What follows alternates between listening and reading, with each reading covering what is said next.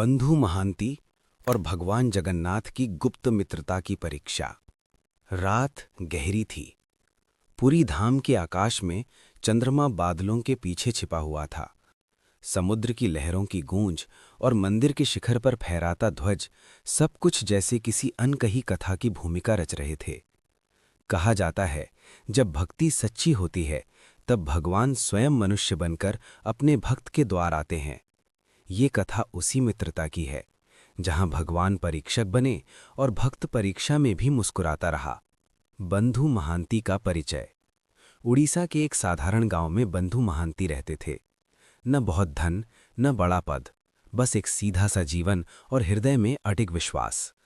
गांव के लोग उन्हें जानते थे पर समझ नहीं पाते थे। बंधु प्रतिदिन प्रभु जगन्नाथ की मंदिर जाते। न भारी भोग, न लंबी पूजा, बस दो शब्द, एक मुस्कान और स्नेह से भरी बातें। वे कहते, मित्र, आज देर हो गई, पर तू जानता है मन यहीं था। मंदिर में लोग हाथ जोड़ते, घंटियां बजाते और लौट जाते। बंधु वहीं रुकते, प्रतिमा से बातें करते जैसे कोई पुराना मित्र सामने बैठा हो।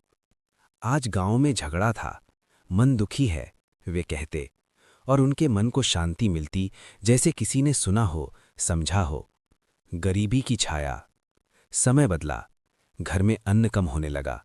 बच्चों की आंखों में प्रश्न और पत्नी की आंखों में चिंता उतर आई। अब क्या होगा? पत्नी ने पूछा। बंधु शांत थे। मेरा मित्र जानता है। गरीबी बढ़ी पर विश्वास नहीं डगमगाया। परीक्षा का आरंभ। एक संध्या, जब घर में बस एक मुट्ठी चावल बचे थे, द्वार पर दस्तक हुई।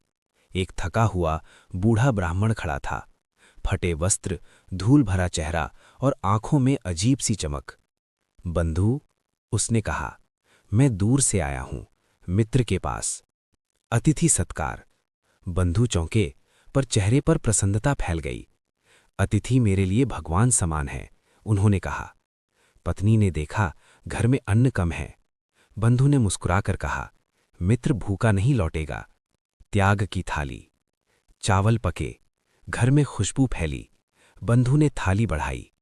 बूढ़ा ब्राह्मण खाता रहा, धीरे, शांत, जैसे हर कौर में कुछ खोज रहा हो। बंधु और परिवार भूखे रहे, पर मन तृप्त था। रहस्यमयी विदा। रात बीती, सुबह हुई। बूढ़ा ब्राह्मण जा चुका था। न धन्यवाद, न विदा। बंधु ने आकाश की ओर देखा। मित्र, फिर मिलेंगे। संकट का बादल। कुछ दिनों बाद गांव में हड़कंप मच गया। राजकोष से धन गायब था। आरोप बंधु पर लगा। दरबार में उन्हें बुलाया गया। मैं निर्दोष हूं, बंधु ने कहा, बिना भय, बिना क्रोध। दरबार की परीक्षा। राजा ने सबूत मांगे, मंत्री ने आरोप लगाए। बंधु शांत खड़े रहे। मेरा मित्र सत्य जानता है, उन्होंने मन ही मन कहा। गवाह का आगमन। दरबार में वही बूढ़ा ब्राह्मण आया। मैं गवाह हूं, उसने कहा। सन्नाटा छा गया। उसने सत्य कहा, हर क्षण, हर बात। दिव्य प्रकाश। अचानक ब्राह्मण का स्वर बदल गया। देह से प्रकाश फूटा। दरबार कांप उठा। वही प्रभु जगन्नाथ महाप्रभु प्रकट हुए। सत्य का उद्घोष। बंधु मेरा मित्र है, प्रभु ने कहा। उसकी भक्ति सच्ची है। ये परीक्षा थी संसार के लिए। पश्चाताप और कृपा। राजा और दरबार ने क्षमा मांगी। बंधु रो पड़े। मित्र, तूने मुझे क्यों परखा? प्रभु मुस्कुराए, ताकि लोग जाने भक्ति क्या होती है। शाश्वत संदेश।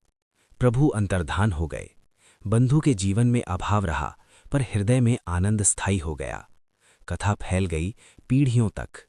समापन। जहां भक्ति मित्रता बन जाए, वहां भगवान स्वयं गवाह बनते हैं।